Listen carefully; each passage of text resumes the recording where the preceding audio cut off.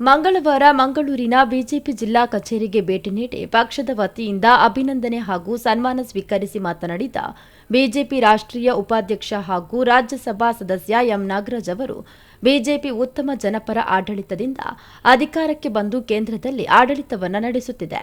ಹಿಂದೆ ಕೆಲ ವಿಚಾರಗಳಿಗೆ ಆದ್ಯತೆಯನ್ನ ನೀಡಲಾಗಿದ್ದರೆ ಮುಂದಿನ ದಿನಗಳಲ್ಲಿ ಯುವ ಜನತೆಯ ಜೊತೆಗಿದ್ದು ಹೊಸ ವಿಚಾರ ಆಲೋಚನೆಗಳೊಂದಿಗೆ ಬಿಜೆಪಿ ಕೆಲಸವನ್ನ ಮಾಡಲಿದೆ ಎಂದರು.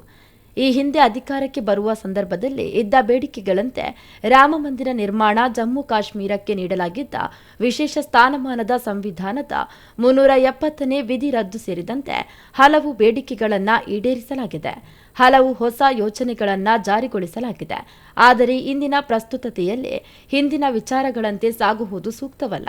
ಅದಕ್ಕಾಗಿ ಯುವ ಜನತೆ ಹಾಗೂ ಹೊಸ ಪೀಳಿಗೆಯ ಮನಸ್ಸನ್ನ ಮುಟ್ಟುವ ಹೊಸ ವಿಚಾರ ಆಲೋಚನೆಗಳೊಂದಿಗೆ ಕೆಲಸವನ್ನ ಮಾಡಬೇಕಿದೆ. ಯುವಕರ ಬೇಕು ಬೇಡಗಳನ್ನು ತಿಳಿದುಕೊಂಡು ಕೆಲಸ ಮಾಡುವ ಅಗತ್ಯವಿದೆ ಎಂದರು. ನೀಟ್ ಪ್ರಶ್ನೆ ಪತ್ರಿಕೆ ಸೋರಿಕೆಯಾದ ಬಳಿಕ ನೀಟ್ ಮರುಪರೀಕ್ಷೆ ನಡೆಸಿ ತಪ್ಪಿತಸ್ಥರ ವಿರುದ್ಧ ಕಾನೂನು ಕ್ರಮಗಳನ್ನು ಕೈಗೊಳ್ಳಲಾಗುತ್ತಿದೆ.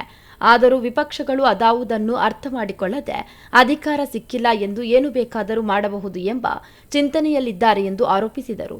ಆ ರೀತಿ ಅನೇಕ ಹೋರಾಟಗಳನ್ನ ನಮ್ಮ ವಿದ್ಯಾರ್ಥಿ ಚಟುವಟಿಕೆಗಳಲ್ಲಿ, ಚಳವಳಿಗಳಲ್ಲಿ ಮಾಡಿದ್ದೇವೆ.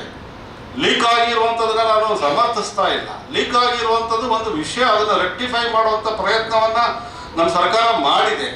ನೀಟ್ ಪರೀಕ್ಷೆಯನ್ನು ಮತ್ತೆ ಪರ್ಯಾಯವಾಗಿ ಅಷ್ಟೇ ಕ್ವಿಕ್ ಆಗಿ ಮಾಡಿದೆ. ಪರೀಕ್ಷೆ ಆದಮೇಲೆ ಪರೀಕ್ಷೆಯ ಸಂದರ್ಭದಲ್ಲಿ ಪ್ರಧಾನಮಂತ್ರಿಗಳು ಯಾವುದೋ ಒಂದು ದೇಶಕ್ಕೆ ವಿಸಿಟ್ ಮಾಡಿ ವಾಪಸ್ ಬಂದಾಗ ಏರ್ಪೋರ್ಟಲ್ಲೇ ತಮ್ಮ ಸಮಯವನ್ನು ಕಳೆದಿದ್ದಾರೆ. ಮಕ್ಕಳು ತೊಂದರೆ ಆಗತ್ತೆ ಅಂತ ಅವರು ರಸ್ತೆಯಲ್ಲಿ ಬರಲಿಲ್ಲ.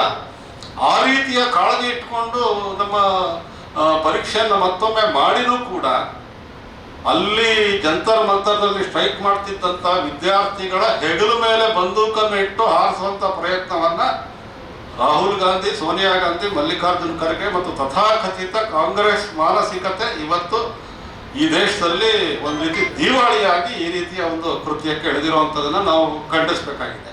ಇತ್ತೀಚೆಗೆ ನಡೆದ ಬಿಜೆಪಿ ರಾಷ್ಟ್ರೀಯ ಪದಾಧಿಕಾರಿಗಳ ಬೈಠಕ್ನಲ್ಲಿ 2026ರ ಅಕ್ಟೋಬರ್ 7ಕ್ಕೆ ನರೇಂದ್ರ ಮೋದಿಯವರ ಸಾರ್ವಜನಿಕ ಬದುಕಿಗೆ 25 ವರ್ಷವಾಗುತ್ತಿರುವ ಹಿನ್ನೆಲೆ ಮೋದಿ 25ಕ್ಕೆ ಚಾಲನೆಯನ್ನ ನೀಡಲಾಗಿದೆ. ಇದು ಇಡೀ ವಿಶ್ವಮಟ್ಟದ ದಾಖಲೆ. ಅದಕ್ಕಾಗಿ ಸೇವಾ ಸಂಕಲ್ಪ ಎಂಬ ಕಾರ್ಯಕ್ರಮವನ್ನು ಹಮ್ಮಿಕೊಳ್ಳಲಾಗುತ್ತಿದೆ ಎಂದು ಮಾಹಿತಿ ನೀಡಿದರು. ಈ ವೇಳೆ ದಕ್ಷಿಣ ಕನ್ನಡ ಬಿಜೆಪಿ ಜಿಲ್ಲಾಧ್ಯಕ್ಷರಾದ ಸತೀಶ್ ಕುಂಪಲ ಅಧ್ಯಕ್ಷತೆಯನ್ನು ವಹಿಸಿ ಮಾತನಾಡಿದರು. ಎಬಿವಿಪಿಯಿಂದ ನಂತರ ನಮ್ಮ ರಾಜ್ಯ ಬಿಜೆಪಿ ಘಟಕದ ಉಪಾಧ್ಯಕ್ಷರಾಗಿ, ಧಾರವಾಡದ ಉತ್ಸವ ಪ್ರಭಾರಿಯಾಗಿ, ನಮ್ಮ ಇಡೀ ಕರ್ನಾಟಕದ ಮೂಲೆ ಮೂಲೆಯಲ್ಲಿರುವಂತಹ ಕಟ್ಟಡಗಳ ನಿರ್ಮಾಣಕ್ಕೆ ವಿಶೇಷವಾದ ಕೊಡುಗೆಯನ್ನು, ಬಿಜೆಪಿಯ ಕಟ್ಟಡಗಳಿಗೆ ನಿರ್ಮಾಣಕ್ಕೆ ವಿಶೇಷವಾಗಿ ಕೊಡುಗೆಯನ್ನು ಕೊಟ್ಟಿರುವಂತಹವರು ಸನ್ಮಾನ್ಯ ಪ್ರೊಫೆಸರ್ ನಾಗರಾಜ್ ಅವರಂತ ಈ ಸಂದರ್ಭದಲ್ಲಿ ಹೇಳಲಿಕ್ಕೆ ನಾನು ಅತ್ಯಂತ ಸಂತೋಷ ಪಡ್ತೇನೆ. ರಾಷ್ಟ್ರೀಯ ಉಪಾಧ್ಯಕ್ಷರಾದ ನಂತರ ನಮ್ಮ ಕರಾವಳಿಗೆ, ವಿಶೇಷವಾಗಿ ಉಡುಪಿಗೆ ಮತ್ತು ದಕ್ಷಿಣ ಕನ್ನಡ ಜಿಲ್ಲೆಗೆ ವಿಶೇಷವಾಗಿ ಪ್ರಥಮವಾಗಿ ಭೇಟಿ ಕೊಡುವ ಮುಖಾಂತರ ಸಂಘಟನಾತ್ಮಕ ಜಿಲ್ಲೆಗೆ ಇನ್ನಷ್ಟು ಶಕ್ತಿ ಕೊಡುವಂತ ಕೆಲಸವನ್ನ ನಮ್ಮ ಸನ್ಮಾನ್ಯ ಪ್ರೊಫೆಸರ್ ನಾಗರಾಜ್ ಅವರು ಮಾಡಿದ್ದಾರೆ. ಸಂಸದ ಕ್ಯಾಪ್ಟನ್ ಬ್ರಿಜೇಶ್ ಚೌಟ, ಉಡುಪಿ ಜಿಲ್ಲಾ ಬಿಜೆಪಿ ಅಧ್ಯಕ್ಷ ನವೀನ್ ಶೆಟ್ಟಿ, ಮಾಜಿ ಸಚಿವ ನಾಗರಾಜ್ ಶೆಟ್ಟಿ, ವಿಧಾನ ಪರಿಷತ್ ಮಾಜಿ ಸದಸ್ಯ ನಾಗೇಶ್ ಕರ್ಣಿಕ್ ಮತ್ತಿತರರು ಉಪಸ್ಥಿತರಿದ್ದರು.